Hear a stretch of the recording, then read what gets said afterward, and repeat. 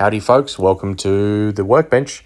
Today we have a Seiko V657 sitting here absolutely drenched in oil, so much so that America has decided to invade the watch.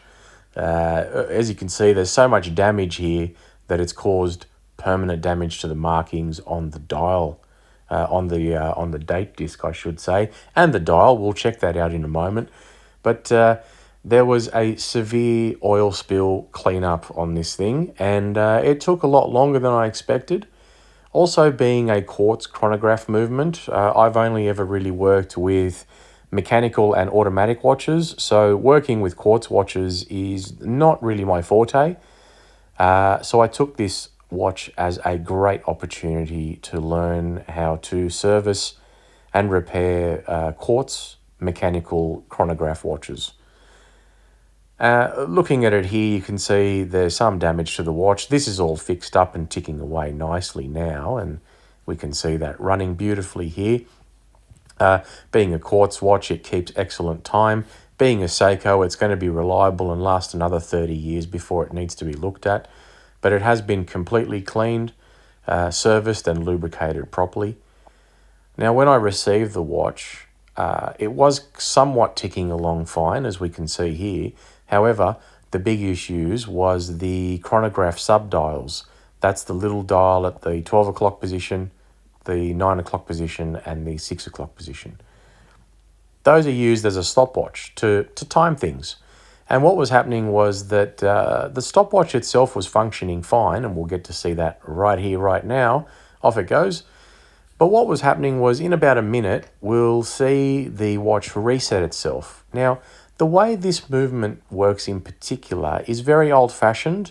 Quartz chronograph watches don't do this these days. However, the subdial at the 12 o'clock position, which is your milliseconds, that resets to 0. The subdial at 6 o'clock, which is your seconds, and 9 o'clock, which is your minutes, it rewinds back to 0. It doesn't just fly back to the 0 dial or the 0 position on the dial. It has to rewind itself, and that's just the way Seiko designed this movement. Again, very old-fashioned, doesn't exist these days. So when I received the watch, it was resetting itself, but then it would be like the hands would get caught or stuck, and it was a combination of the oil contaminating the little tiny motors inside that spin that do these features and functions, but also because of the damage on the dial, because of the amount of oil and debris everywhere, the scratches and the contact that was made to these little tiny hands on the subdials. You can see there it reset perfectly. It wasn't doing that before. It would reset in random spots wherever it felt like. So that's been fixed now, and the function is working perfectly. You can see here between the 1 and 2 o'clock position, there's some scratch marks on the dial. And as the light hits the dial, you'll be able to see some shiny parts and matte parts. It just looks like it's dirty. It has been cleaned. This is the oil that is left staining on the dial, and there's nothing we can do to clean that up apart from replacing the dial with a brand new one. But again, 30-year-old watch, good luck finding parts. So this thing's been through the wars. However, it's got some battle scars that will remind you of its past. It is now working beautifully and like brand new. And if you'd like to purchase it, hit me up. It'll be available on the website soon, but you can contact me via my social media posts, and we'll be able to get you that watch.